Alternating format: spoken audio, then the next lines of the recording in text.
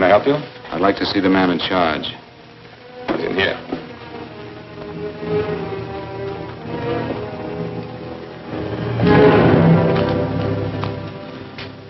I want to report a murder. Sit down.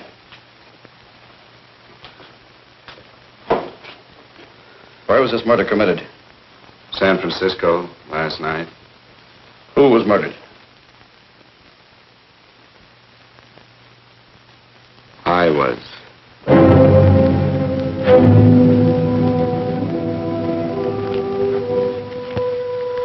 Well, do you want to hear me out or don't you, Captain? I don't have very much time. Your name Bigelow? Frank Bigelow? That's right. Answer the San Francisco APB. Send it direct to Inspector Bannon at Homicide. Tell him we found Frank Bigelow. Go ahead, Mr. Bigelow. Well, this involves some other people, Captain. A number of other people. You tell it any way you like. I live in a little town called Banning out on the desert. It's on the way to Palm Springs. I have a small business there. Paula? Yes, Mr. Bigelow? Give me a copy of Miss Hollis's 48 tax return, will you? Oh, you better get the 47, too. Yes, Mr. Bigelow. I don't think we took any depreciation on that new equipment last year. No, we didn't. I remember you said we could include it all this year. Sure, we can. Hey, Frank. Yeah, well. Peterson says he wants a financial statement before he can give me my loan. Hello, Kitty. I will. Well, I'm leaving for San Francisco today, but I'll be back in about a week. I'll take care of it for you then. Sure is a scorcher, isn't it? Well, I've seen him worse. Well, have a nice time, Frank. Yeah, thanks, Will. Paula, why don't you come down to the place and let me give you another permanent? Makes your hair so much easier to manage in all this heat. I can't afford it right now. Maybe next month. Yeah, here it is. No, we didn't take it. Well, we can do it this year. You work it out any way you think best. Have a nice trip, Frank. Sure, Kitty. See you when I get back. Bon voyage. Why don't you come down anyway, Paula? We'll work out a deal on that permanent. Thanks. Maybe I will. Hello? Oh, hello, Mr. Hawkins. Just a moment. Do you want him to send your ticket over? No, I'll pick it up myself. No, never mind. Mr. Bigelow will pick it up at the station. Bye.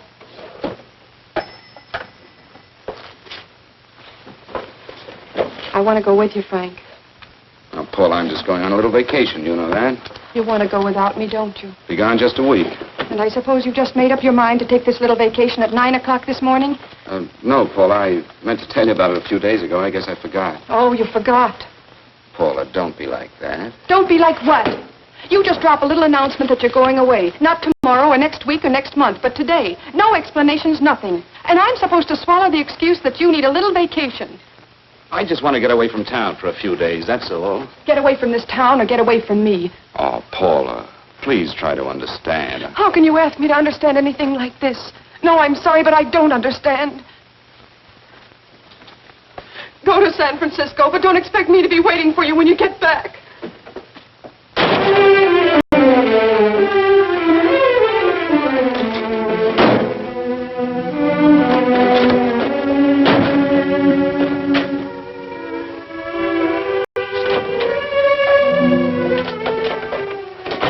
Paula, please, Paula. Come on, turn around, look.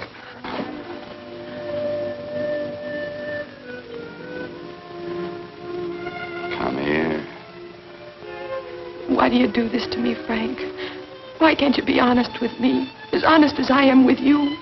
Do you have to go? I have to go, Paula. I know what I'm doing. All right, go. Go anywhere you like. You can go to blazes for all I care. Paula. Paula. Yes, I know. I'm being foolish. Come here.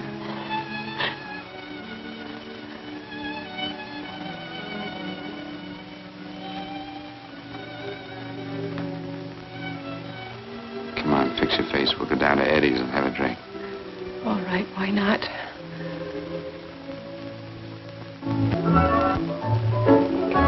Hi, Paula. Hi, Eddie. Give us a couple of cold beers, will you? Coming up. Hi. Come on.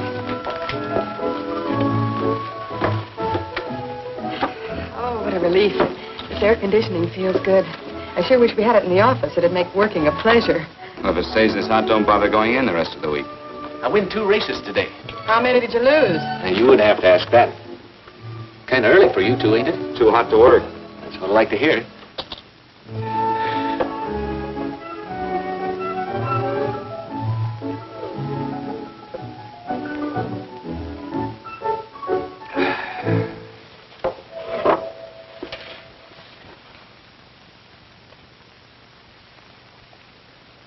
Frank, you'll take me with you, won't you?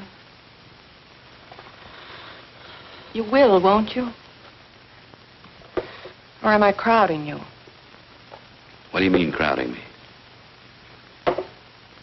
Maybe you do need this week away alone. Maybe we both do. I know what's going on inside of you, Frank. You're just like any other man, only a little more so. You have a feeling of being trapped, hemmed in, and you don't know whether or not you like it. Look, Paula, I'm going to be honest with you. I care too much for you not to be honest with you. I'm as much concerned for your happiness as I am for my own. I know you've had one bad experience, Frank. I know all about it. But you don't know what it can do to 2 people, Paula. And the woman always gets hurt more than the man. I don't want you to get hurt, darling. More than anything in the world, I don't want you to get hurt.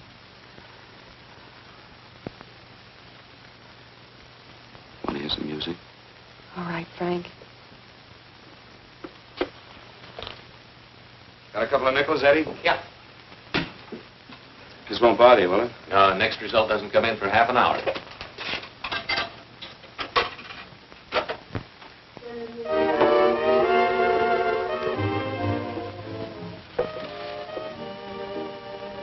I thought that by now we'd be married.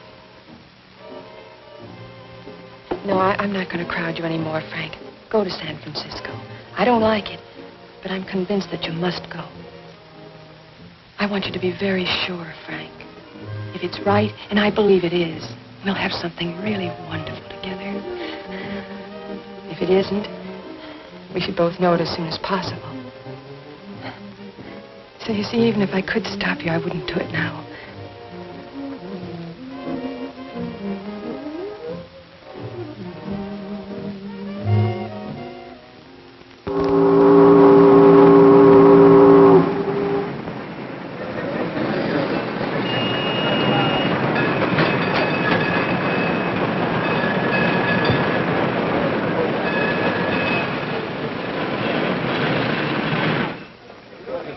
Yes, sir.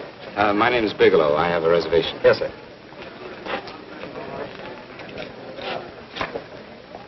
Here we are, sir. My name is Bigelow. I have a reservation. I have it, sir. It's a very nice room on the 6th floor, facing the bay. Boy, this might help you enjoy your stay, Mr. Bigelow. It's a little booklet on how to have fun in San Francisco. Oh, thank you. Very welcome, sir. Thank you. Say, is it always like this around here? No, this is market week, and it's the last day, too. Boy, always around until you need him. Oh, 517? Thank you. Here's a message for you, Mr. Bigelow. Long-distance call came in about an hour ago from Banning, from a Paula Gibson. Oh, thank you. Very welcome. Show Mr. Bigelow to 618. Right this way, Slide.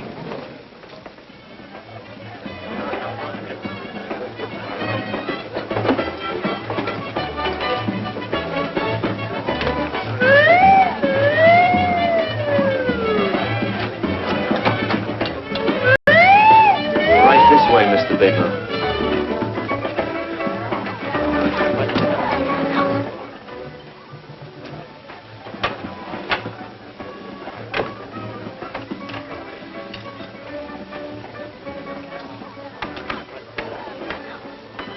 Is there anything else, Mr. Bigelow? Oh, yes, you can get me a dry Manhattan and a package of razor blades. Yes, sir. Thank you. Oh, and you can leave that door open. Hello, operator. I want to speak to Miss Paula Gibson in Banning, California. Yeah, that's right. No, I'll wait. Hello? Hello, Paula.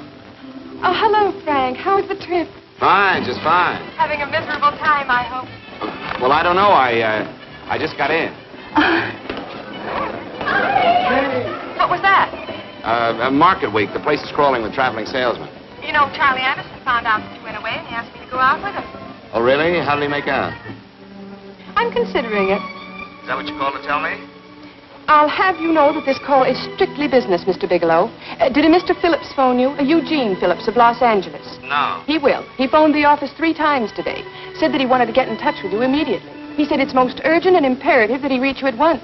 What did he want? I don't know. But he sounded deep, dark, and mysterious and quite agitated about something. Phillips, have we ever done any business with him? Not unless you've been keeping it a secret from me. I looked through all the accounts. Why did you tell him you could reach me here? You know I'm supposed to be on vacation. So you told me. And so I told him, dear heart. But the gentleman didn't seem to respect your temperamental moods the way I do. He was very insistent that he speak to you before it's too late, as he put it. Well, tell him you tried to get in touch with me and I've changed my plans and you can't reach me. He won't talk to me. I told him that I was your confidential secretary, but I guess I didn't sound confidential enough. So I told him that he could reach you there this evening. Well, call him back. If it's as important as he says it is, he'll talk to you. Otherwise, he'll just have to wait until I get home. My, aren't we adamant this evening? All right, shall do. And Frank, Yeah? I don't quite know how to say this. Say what? Well, what I want to say is that there's nothing you can do that you ever have to feel guilty about. Oh. Sure. Thanks, Paula. I'll call you tomorrow. Right.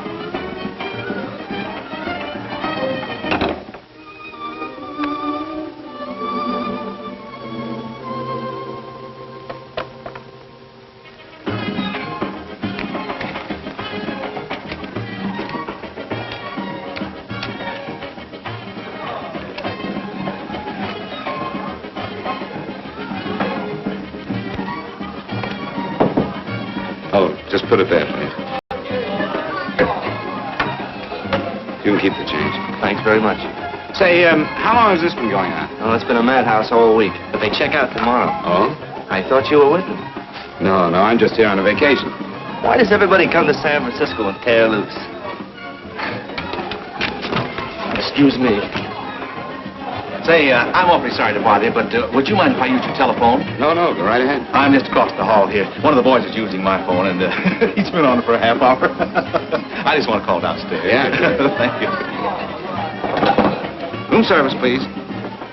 Hey, things really picked up the last few days, didn't they? Right up much business? Well, I'm not here on business. Oh, hello, room service? It's Mr. Haskell in 617. Yes, that's right. Would you send up 3 more bottles of bourbon and 2 scotch? Yes, that's right. Oh, and some more ice, too. Yeah. All right, thank you. You here all alone? Yes, I just got in town. Well, why don't you join us for a drink?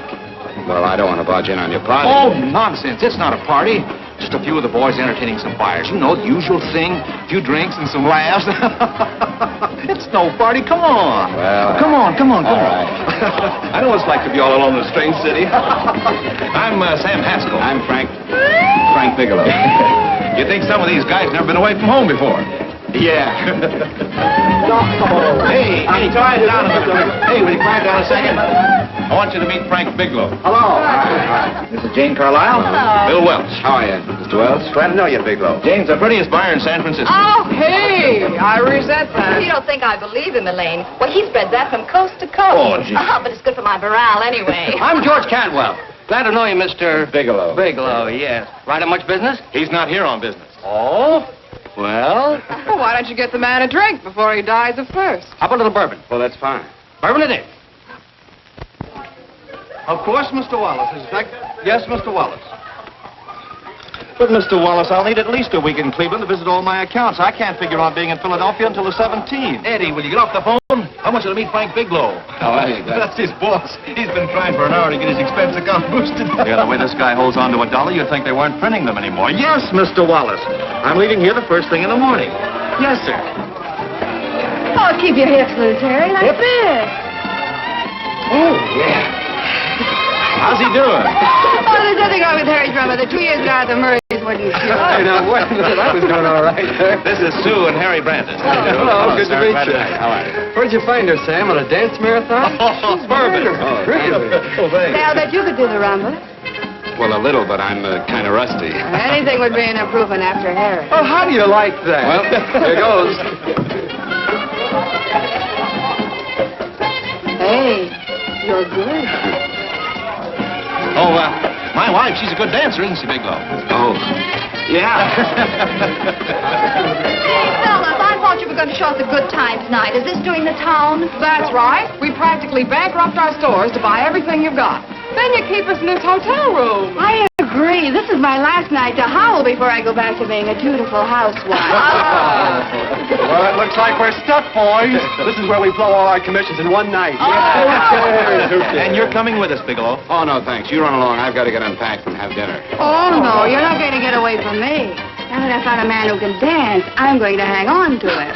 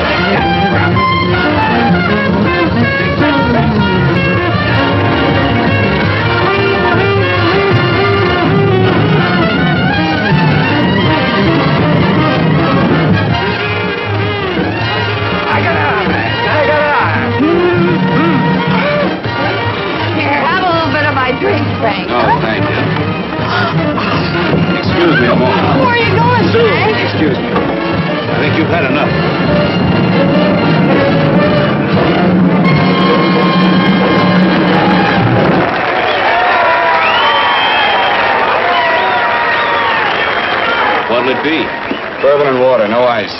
Nice, quiet place you got here. Wait till we hit the pitch in about an hour. That's when they really go out of their minds. Who's the blonde? Oh, she's one of the chicks that hangs around here. She's jive crazy. Come again? Oh, you ain't hip, pal. Jive crazy means that she goes for this stuff. Just between you and me, I don't get it either, but I gotta listen to it. They're all connoisseurs, music lovers. Me, I like Guy Lombardo. What's the matter with him? Oh, he's flipped. The music's driving him crazy. Come down, Jack. Oh, don't buy me, man. I'm being light. Is the blonde alone? Oh, sure, society. She always comes in alone. Drives a big convertible, wears a mink coat that knows everybody. But she always comes in alone. Thank you. I wanted to kiss you. I tried to. Give me another glass, Leo. When you What's your story, Jeannie? easy.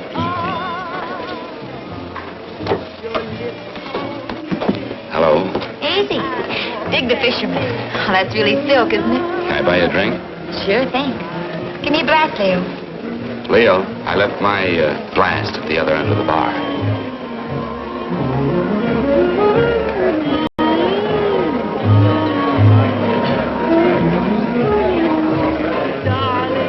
My name's Jeannie. What's yours?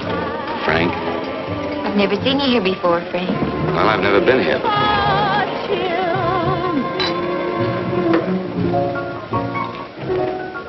This isn't mine. Mine was bourbon. Well, sure it is. You saw me pour it. Give me a fresh drink. Anything you say. Oh, listen to that piano. Feel those vibrations. You don't get your kicks out of this, do you? I can live without it. Why do you stay here? I don't know. I bet I know. You're lonely in a big city. Why, you don't have to go into a routine with me. I like good company, too.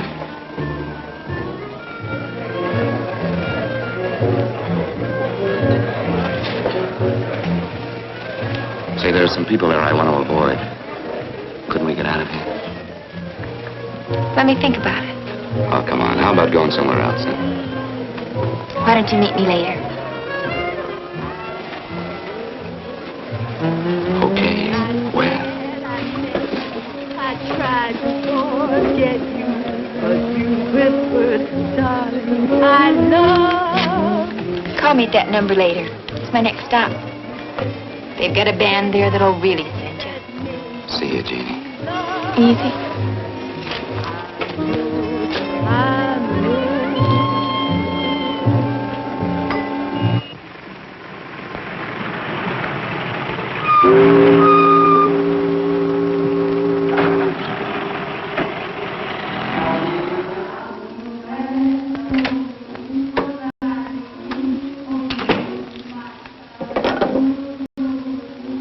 Never mind, operator.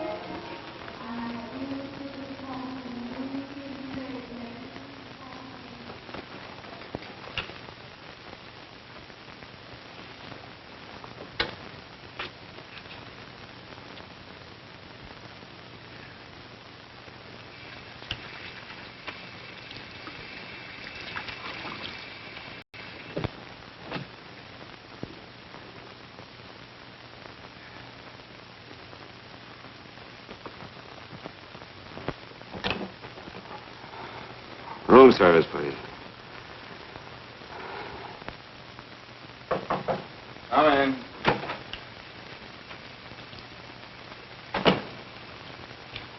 Be right with you, waiter. Yes, sir. Rest well, sir? Yeah, sure. May I? Go ahead. It's on there for you. Thank you, sir. Would you like anything else? Oh, thank you, that's all. Waiter, Yes, sir. take this away. Is there anything wrong, sir? No, just take it away. I don't even want to look at it. Are you all right, sir? Yeah, sure. All right, I just had too big a night, I guess, that's all. Need some fresh air. Of course. Thank you, sir.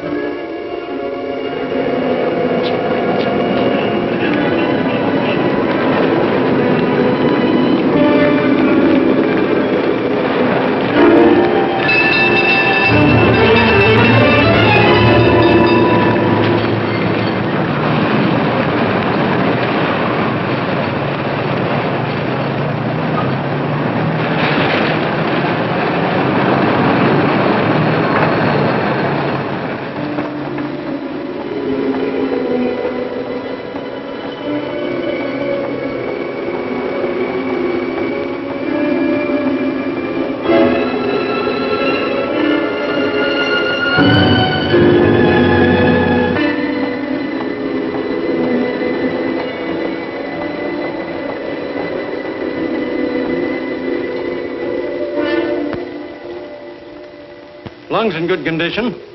Blood pressure normal. Heart fine. Well, it's a good thing everybody isn't like you, Mr. Bigelow. Put us doctors out of business. I'm glad to hear it, Doctor. I was a little worried. Don't let a little bellyache worry you. Could be just the change of climate. Well, it isn't exactly an ache, Doctor. It's kind of hard to describe the feeling. Maybe it was the drinks I had last night. I might have mixed them too much, huh? Let's have another look at that throat. You may finish dressing now, Mr. Bigelow. I want to get the results of those tests we took. Thank you, Doctor.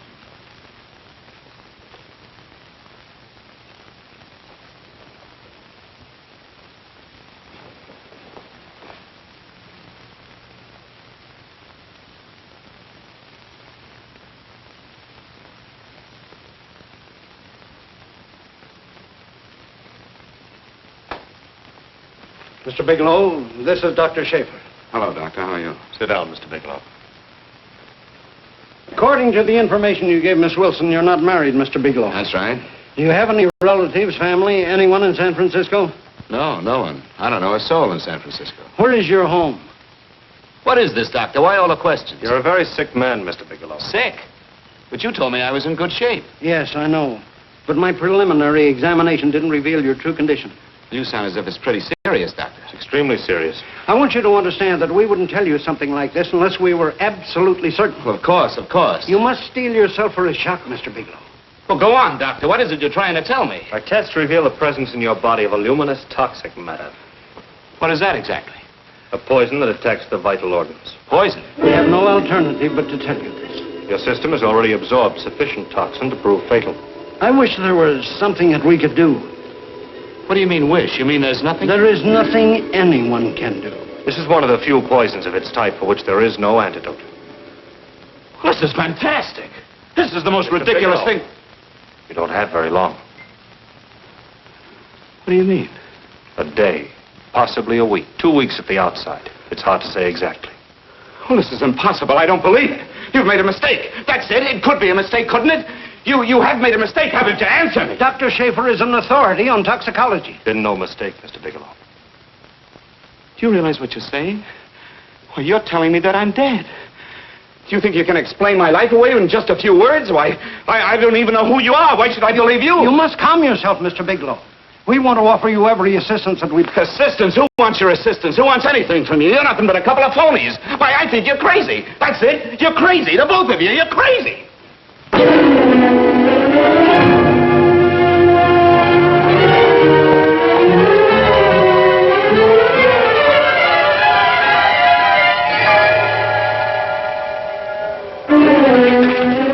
Where's the doctor? You can't come in. Come on, tell me. You've got to go through the before you come Get out of here.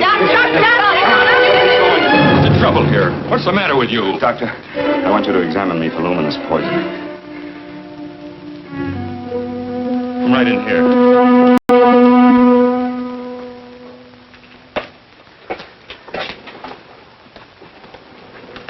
Yeah, you've got it all right.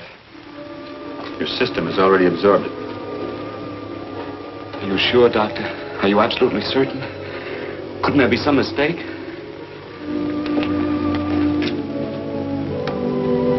There it is. Toxin is actually luminous in the dark. Now there's no doubt about it, Bigelow. I don't feel sick. My stomach is just a little bit upset. Maybe it's not as bad as you think, Doctor. That's characteristic. With a heavy jolt, you go suddenly in a matter of hours. But if the stuff is taken in a lesser degree, you last a while, and then...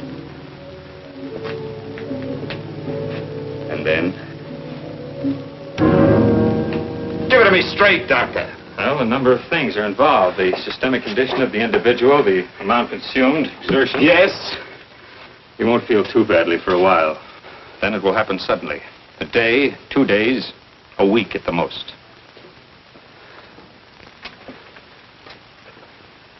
A day? 2 days? There's nothing that can be done now. If it had been caught in time, your stomach could have been washed out. But you've had it in you for some time now. For at least 12 hours, haven't you, Bigelow? I don't know. You don't know? No. Don't you know how you got it? No. This is no accident. Somebody knew how to handle that stuff. That wax is tasteless, odorless. The amount of alcohol in your body, you must have got it in liquor. I was drinking last night. Arrange for your admission to the hospital immediately. Of course, I'll have to notify the police. This is a case for homicide. Homicide? I don't think you fully understand, Bigelow. You've been murdered.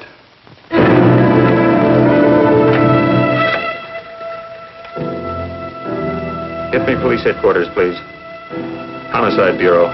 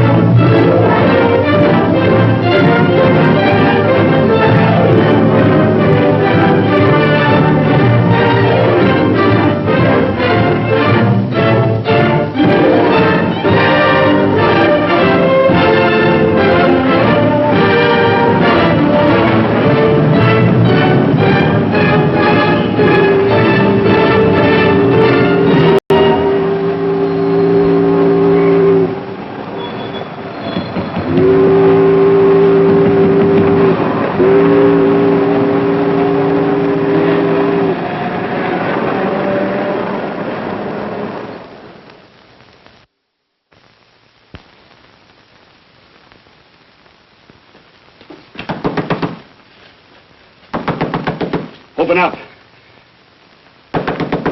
Open this door, I tell you. Open it up or I'll break it down. Where are those men? Where are those men who were here last night? I don't know. There are no men here.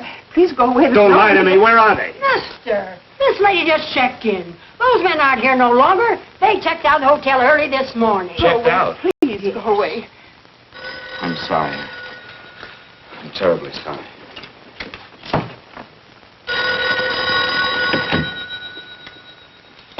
Hello? Please, Mr. Bigelow, my eardrums. Oh, hello, Paula.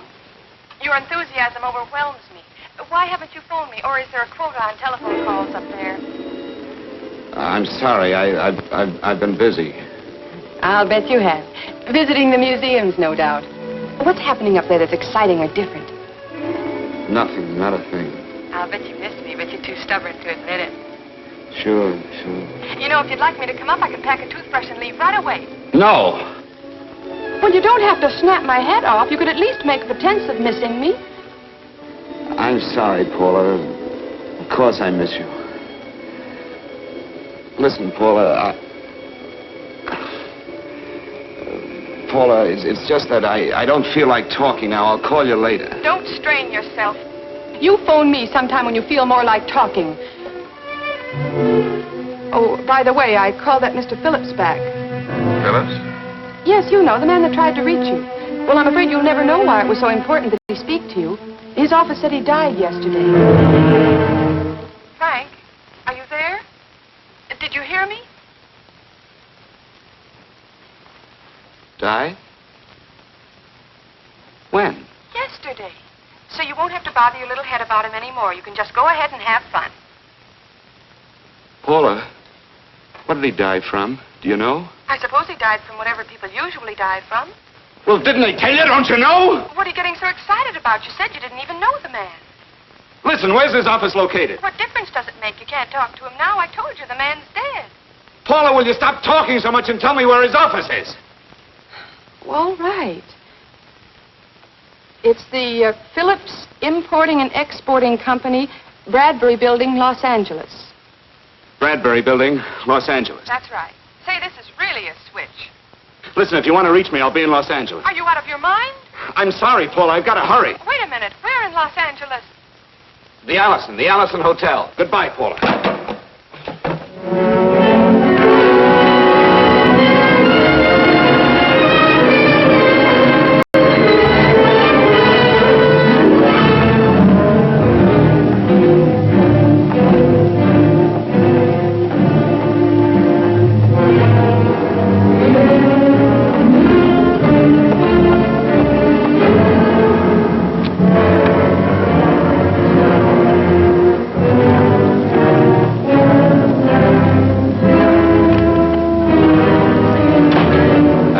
Someone in charge here. What does it regard Well, it's a personal matter. It's quite urgent.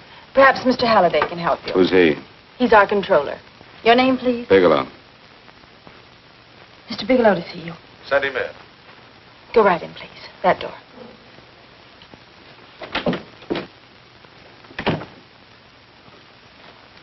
Mr. Bigelow? How are you, Mr. Halliday?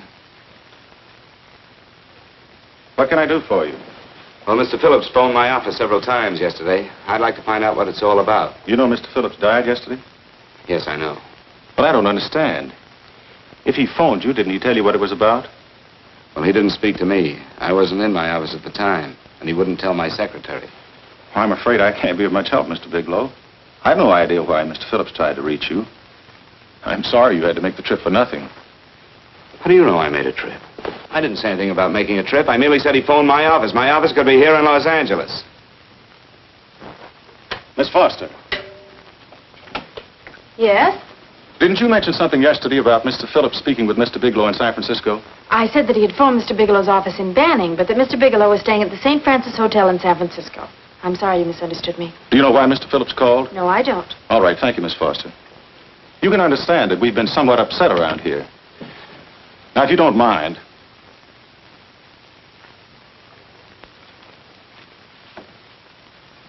Did Mr. Phillips have a wife, family, anyone that could help me?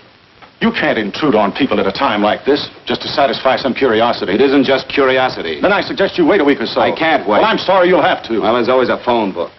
You're a pretty aggressive fellow, Bigelow. Are you quite sure that this is as important as you make it appear to be? It's important.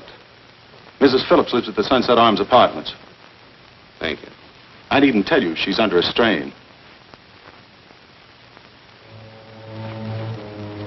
I suppose you're capable of using a little more tact with her than you demonstrated with me. I think I can handle it. By the way, what was the cause of Mr. Phillips' death?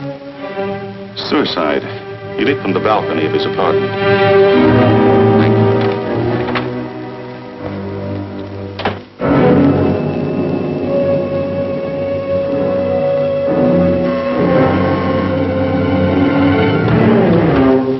Come in, Mr. Bigelow.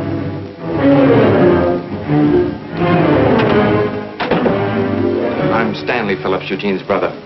Halliday phoned that you were coming.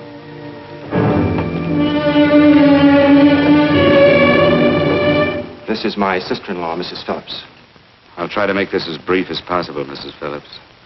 I'm afraid I can't be of any help to you, Mr. Bigelow.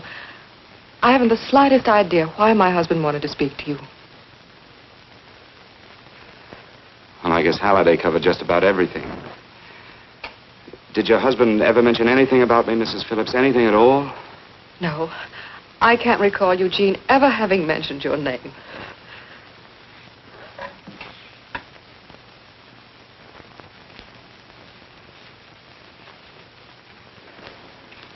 I hate to ask you this, Mrs. Phillips, but it's of vital importance to me.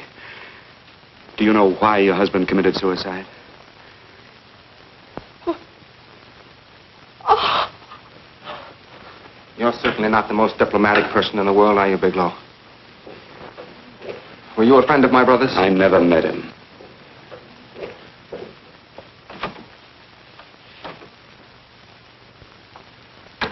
My brother was in a jam, a pretty bad jam. He was arrested 2 days ago. He sold some iridium to a dealer by the name of Majak. It's a very rare metal, very costly. Anyway, the iridium turned out to be stolen. He was released on bail yesterday, but he faced a pretty stiff prison term. And have committed suicide for less. Yes, I know. That's how the police feel about it. What puzzles me, though, is this crooked deal. Knowing Eugene, you wouldn't say he's the type of man to be mixed up in anything like that, now would you? I told you I never met him. That's right, so you did.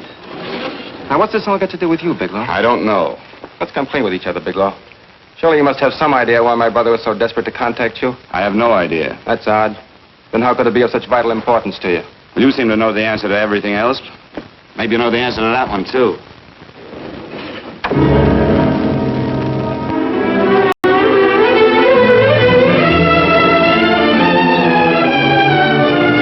There's a message here for you to call operator 82 at Banning.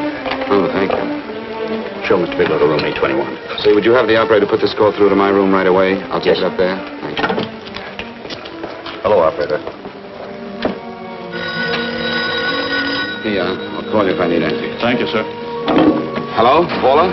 Well, Sinbad, I'd just about given you up for lost. Do you mind telling me just why you rushed down to Los Angeles? I can't explain it to you just now, Paula. I just can't explain it. What's going on, Frank? You don't even sound like yourself. Well, I'm just a little tired, Paula, that's all. But I miss you. Oh, Frank. I can't tell you how good it is to hear you say that. And here I was worrying that I'd lost my charm. When are you coming home, Frank? Soon, Paula. I'll be home soon. I'll go right out and get myself a permanent so I'll be pretty when you see me. Hey, guess what? I found that Phillips name in your notarial ledger. Notarial ledger? Yes, of all places. I remember now I made the entry myself. You had notarized a paper one morning before I came to work. What kind of paper was it? A bill of sale for a George Reynolds made out to Eugene Phillips of Los Angeles.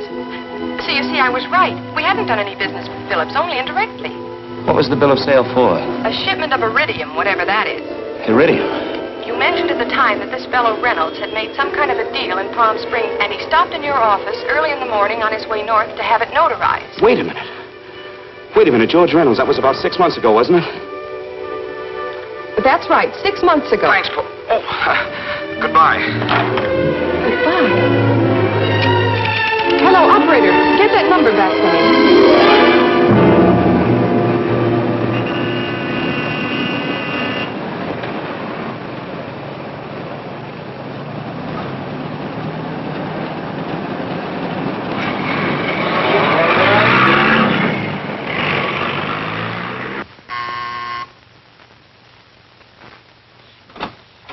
I've got to talk to you, Mrs. Phillips.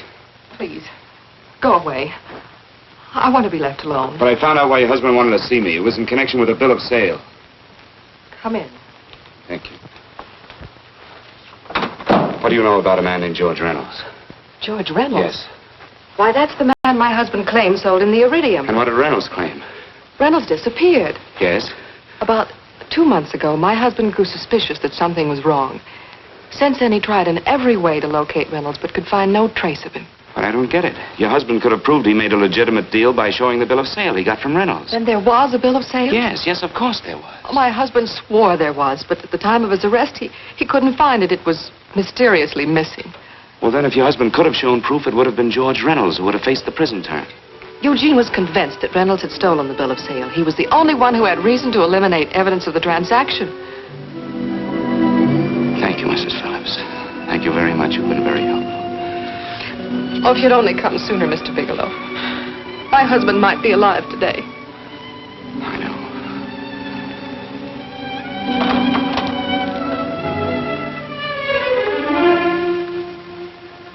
The only thing that puzzles puzzles me, Miss Phillips, is that you haven't asked how I knew there was a bill of sale.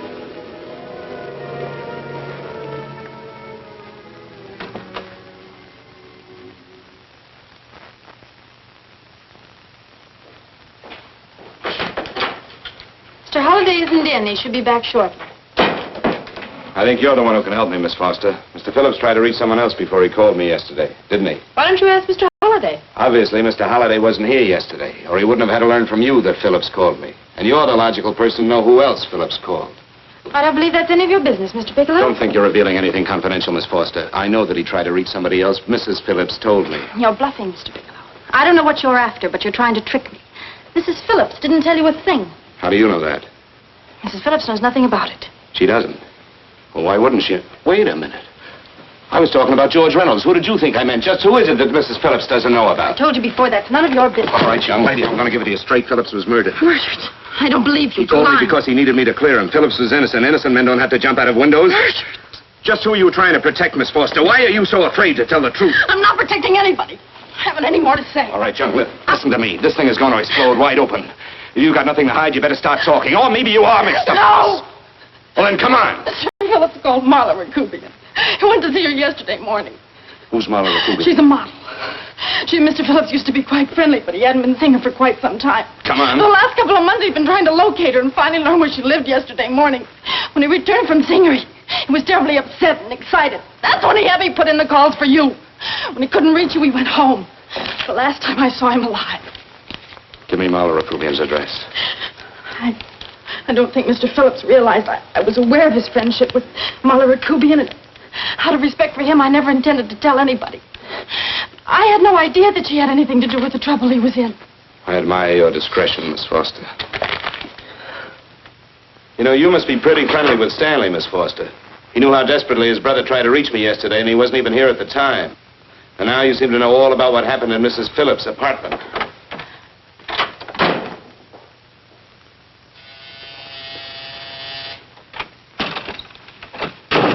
Miss Recubian? Yes?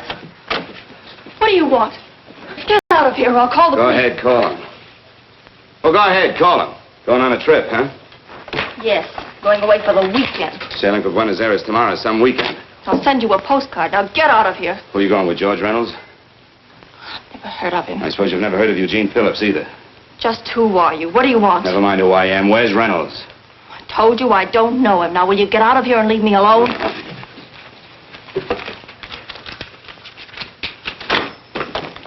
So you never heard of George Reynolds, huh? And don't try to tell me that this isn't him because I've seen him. If you think you can scare me, you're crazy. Look, I know that Phillips came here yesterday. And right after he left, he was pushed out of a 6-story window. Pushed?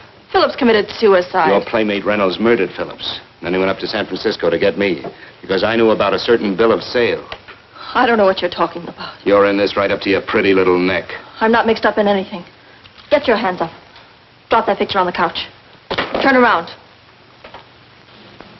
Don't get any ideas because I'm not afraid to use this. Give me your wallet.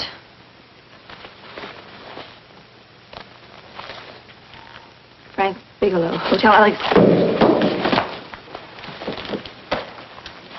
All right, now where's Reynolds? I don't know. I don't know where he is. Is that what you told Phillips yesterday? I told him exactly what I'm telling you. I haven't heard from him in months. Yeah? Well, you're mighty careful of the picture of a man you haven't heard from in months. What does the Ray stand for? It was a pet name. Do you mind? Oh, it sounds very cozy, Miss Recubian. You and Reynolds call each other pet names while you make a sucker out of Phillips. Phillips made the deal because he wanted it. Yeah? I'll bet you weren't above using what it takes to help make him want it. Who's paying for this trip? I am. Really? A first-class trip to Buenos Aires on a model salary. Don't make me laugh. Since you and Reynolds aren't seeing each other anymore, you don't mind if I keep this to you? If I were a man, I'd punch your dirty face in. You know, I really believe you would. Oh, I almost forgot. Your tickets. Don't be surprised if I'm there to see you off.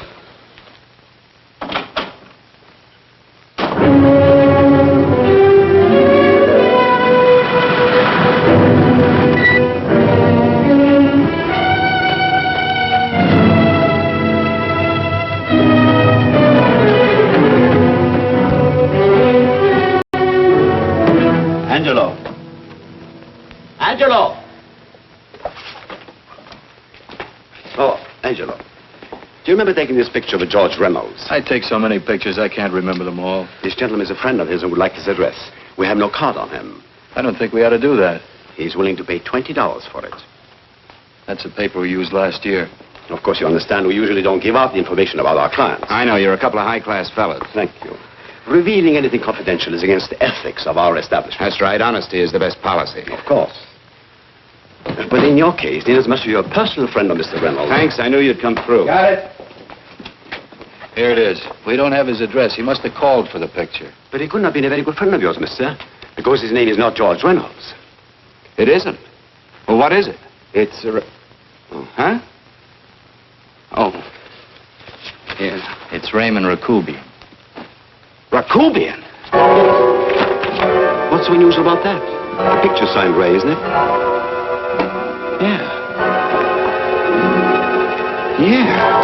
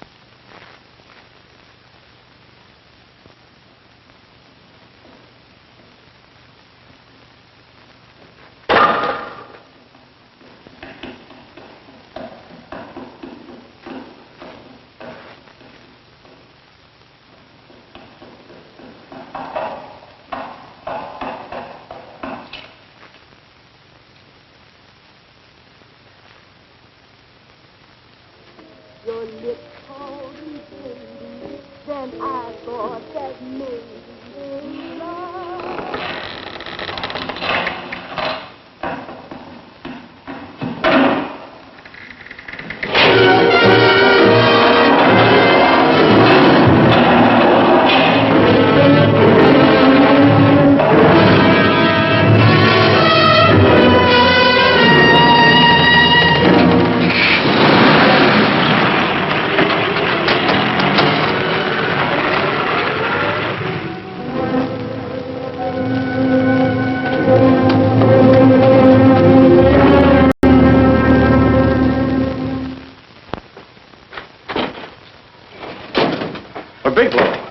Are you all right? Can I get you anything? No, thanks. Do you know this man? No. No, I don't think so. Are you sure you've never seen him? I'm quite sure. Does the name Raymond Rakubian mean anything to you? No, I never heard of him. Why? He also uses the name George Reynolds. This is Reynolds? That's right. Well, where can we find him? That's what I want to know. Tell me something, Halliday. You're the controller here. How come you didn't know about that bill of sale? Phillips made that deal before I came to work here. Yeah, but you still keep records, don't you? For some reason, which is none of my business, Phillips preferred to keep that among his personal papers. Now, does that answer your question? You came in here today asking for some information that you needed, and I tried to be as cooperative as I could. But now you're beginning to annoy me. So get out before I throw you out.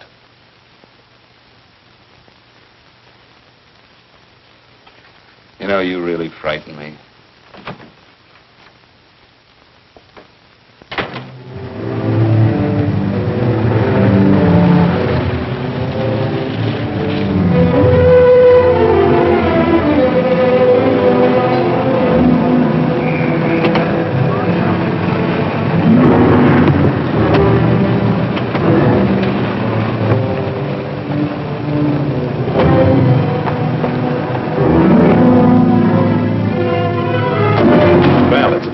showed up, Bigelow. Go ahead, Dave.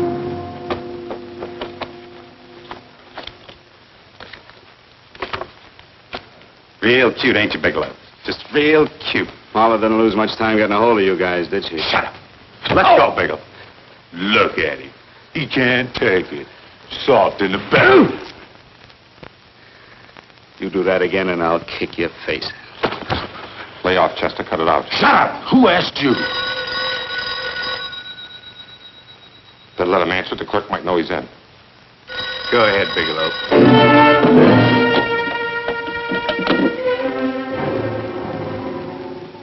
Hello? Frank. Frank, why did you hang up on me? I've been trying to get you for hours. I'm sorry, Paula. I was in a hurry. Well, don't be in such a hurry this time. You didn't give me a chance to finish what I had to say. Something. I wanted to tell you that McGowan was in hollering his head off because you didn't go over the books. Tell McGowan to get another auditor. Sure. Sure, I'll just do that little thing and lose the best paying account we've got. Do as I tell you, Paula. Frank, are you drunk? Paula, how much we got in the bank? About $2,200. Draw it out tomorrow. Sure. Then what do? Skip town without paying our bills? Forget the bills. You know that coat you always wanted? Buy it.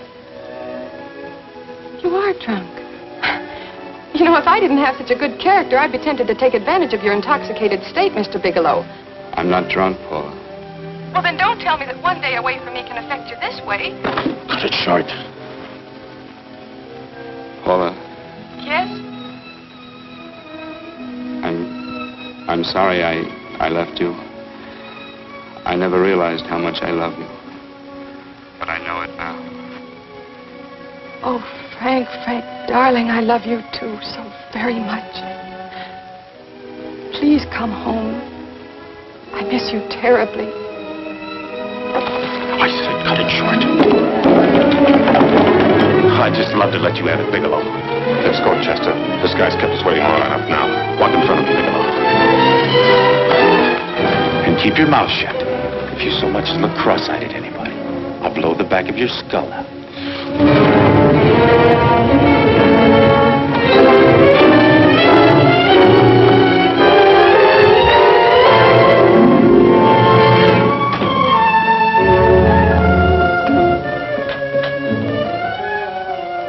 Bigelow's real cute. He wanted to get tough with Chester. He don't know Chester. Did you get the picture? Don't I always get what Mr. Majak sends me after? Majak? That's right. I'm the dealer who bought the iridium from Phillips. I get it. You have Rakubian unload stolen stuff on Phillips with the help of Marla here, and then you buy it back from him. Oh, you certainly made a sucker out of Phillips. What is it, Mr. Bigelow? Exactly what is on your mind? I'm looking for Raymond Rakubian. What? Well, now, Marla here has told you everything else. I'm sure she must have told you that, too. You don't expect me to believe this conversation. So, what is on your mind? I mean, underneath. You forced your way into my affairs, and now I want to know why. I just told you. I'm looking for Raymond Rakubian. Don't get cute. I'm just itching to work you over. Soft in the belly. Can't take it. See what I tell you?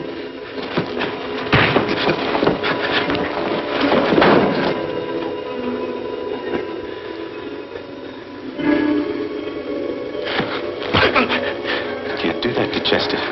I'm gonna blow your guts out. Easy. Lay off, Chester, not now. Look at him. He's so scared of Chester, he'd talk now. He's not afraid, Chester. You can tell from a man's eyes when he is afraid. Look at his eyes.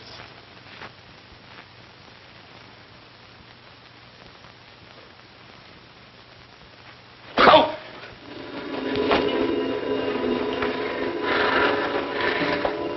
I'm telling you, Majak, you better keep him away from me or he's really going to have to use that gun. Go away, Chester, please. Do what I tell you, my boy. Please.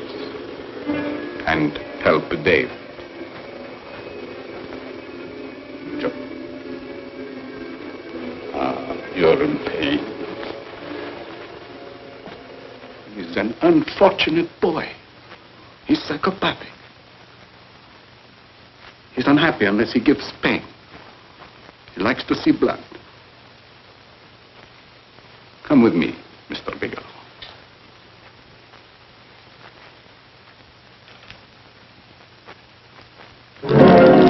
Raymond Rakubian was my nephew. He could not possibly have tried to kill you. He's been dead 5 months.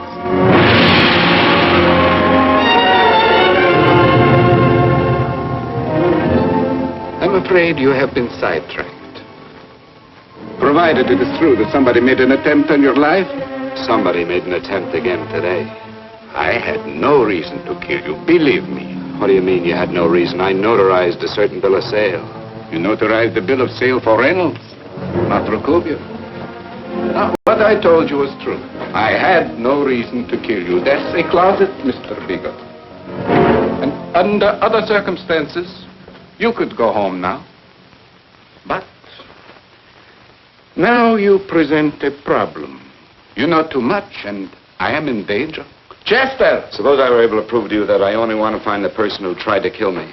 And I won't cause you any trouble. You know I can go to jail for 10 years for this little business. 10 years. At my age, that's my life. That means my entire life. With my life, I do not take chances. I am sorry, believe me. You want Joe to go with you? No. Just Bigelow and me. And baby Meg's too. But May Jack. Goodbye, Mr. Bigelow, and forgive me. Let's go, Bigelow. I guess you won't be there to see me off.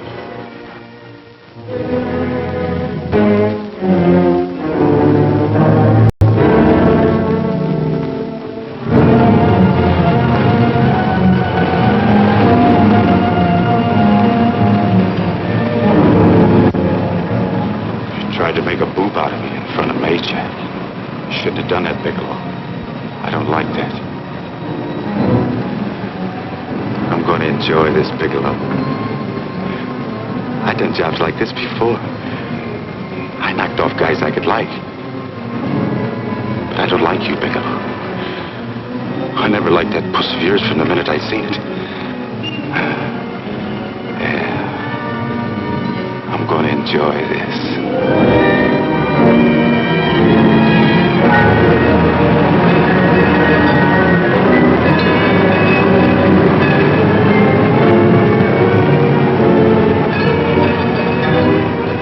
Scared yet, are you, Bigelow? But you'll be scared. Good and scared. I think I'll give it to you in the belly. You don't like it in the belly?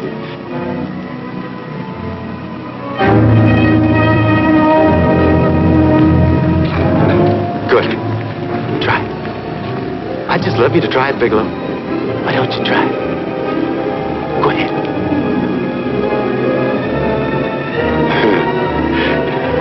Didn't have the nerve, did you, Bigelow? I think I'll give it to you right in the belly.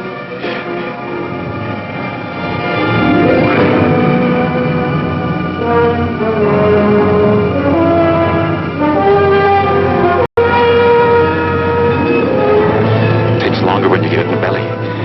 It's nice and slow. That's the way I want to see you go, Bigelow. Nice and slow.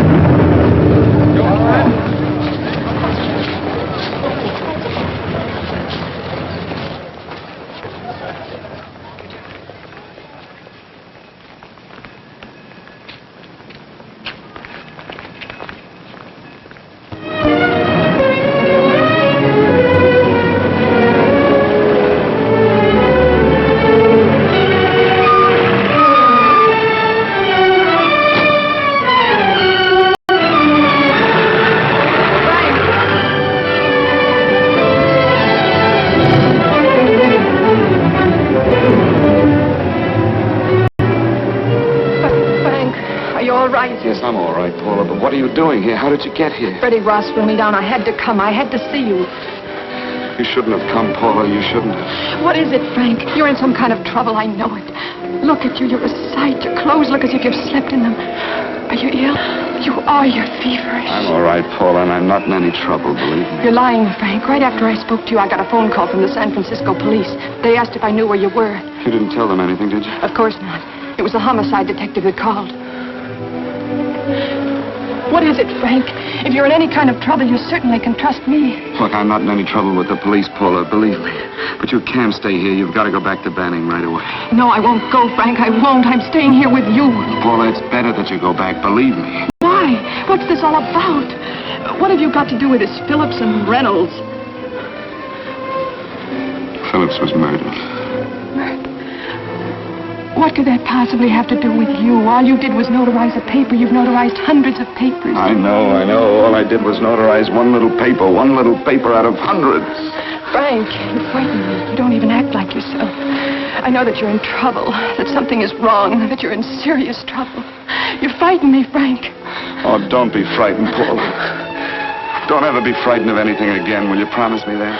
I love you so much, darling. More than you seem able to understand. Oh. I never really knew happiness until I loved you. Sometimes when I used to be afraid that you weren't sure how you felt, I tried to hold back, but I couldn't.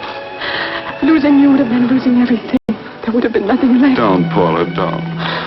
Now I'm afraid again. Somehow I feel that I'm going to lose you, but there's nothing I can do about it. I feel so helpless. You're leaving me out of something. Tell me, Frank, what is it? Give me a chance to fight back. Just give me a chance, please. You do love me, don't you? Oh, yes, Paula, I love you. I never was more certain of anything in my life. I wasn't sure before. I was a little blind, I guess, but believe me, I'm sure now. Can you understand that, Paula? I understand. A man can be like that, Paula. Something has to happen. It can be a big thing or a little thing, but it can make him realize how much someone means to him, how much he really loves her.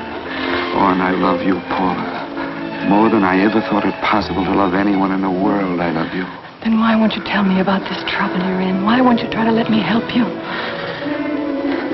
You can't help me, Paula. You don't want my help. Oh, Paula, there's nothing you can do. Will you believe me? So will you please go home, please? No, Frank. I won't go. I know you're in trouble. I can't leave you like this. All right, Paula, look, wait for me in the lobby of the hotel, and I'll be back for you soon, I promise. You promise? You're yes, sure? Paula, I promise. Is that a new outfit? Yes. Oh, it's beautiful.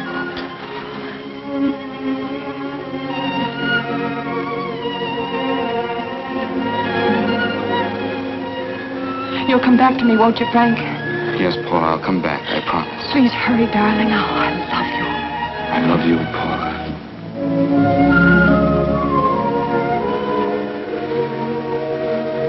Goodbye, Paula.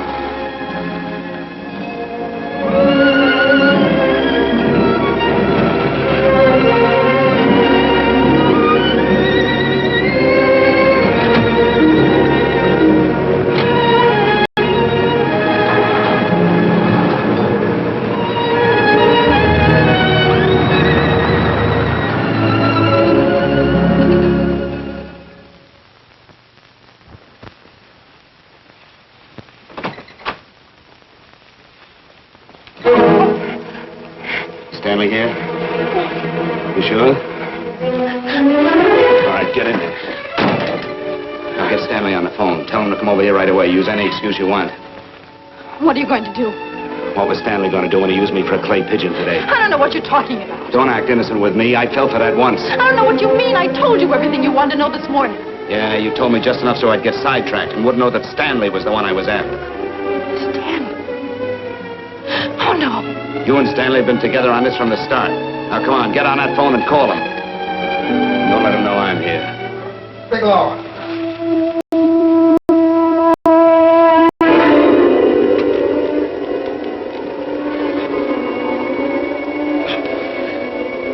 You've been sidetracked, all right. But it was the poor bereaved little widow who did it. We're supposed to have found this letter this afternoon. It's in my brother's desk at the office. It's postmarked 2 years ago. It isn't exactly the kind of a letter that a married woman gets from a casual friend. I'm sure my brother wasn't aware that they were so well acquainted when he hired Halliday. What's the matter with him? He hasn't felt right since dinner. Where did he have dinner? At Mrs. Phillips' apartment. Halliday was there, too, and Stanley confronted them with that letter. Do you have anything to drink? Yes, why? How long ago? Half an hour ago, just before I came here. Miss Foster, get on the phone, call the emergency hospital. Have them get an ambulance over here right away. What? Tell them to prepare a stomach wash for luminous poisoning. Luminous poisoning? Go on, do what I tell you. You may still have a chance to save his life. Go on!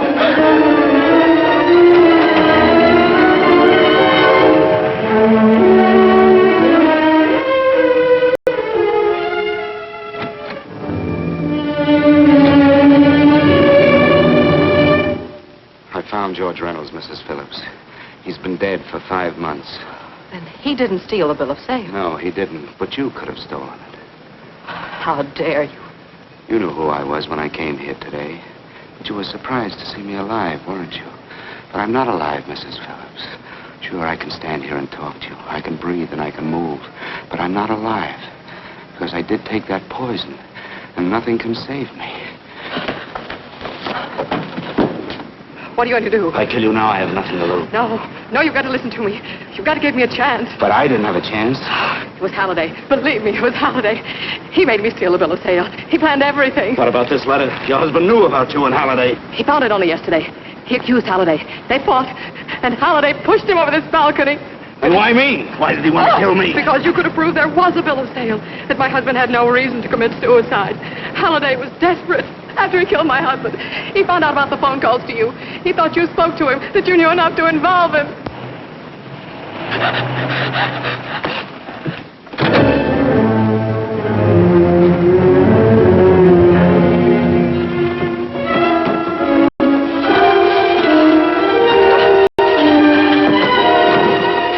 Where's Halliday? Where is he?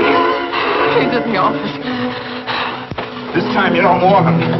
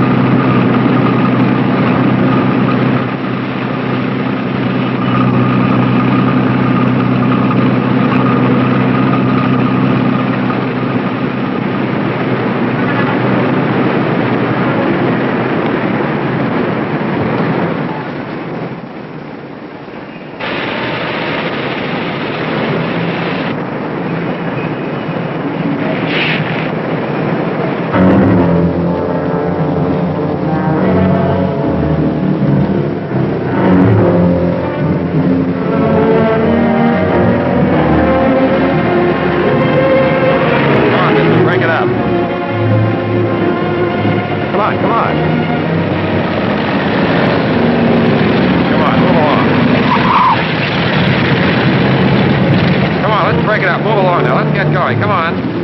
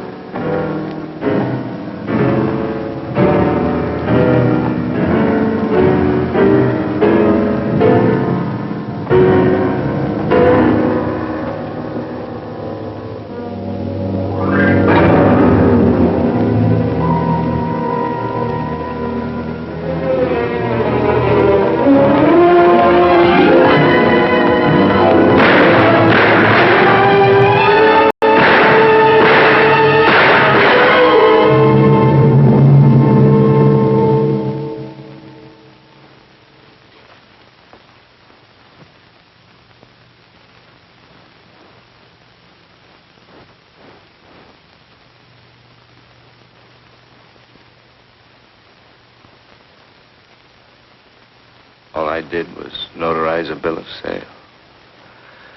But that piece of paper could have proven that Phillips didn't commit suicide. He was murdered. And that's why Halliday poisoned me.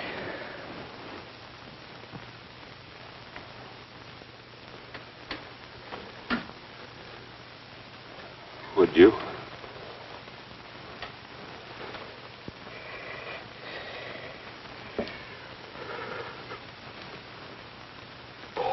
Paula.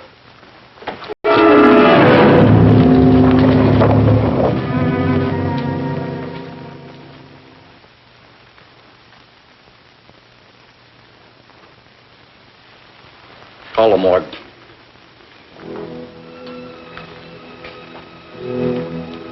Johnson, you go to the Allison Hotel, find Paula Gibson. Don't tell her anything. I'll break it to her.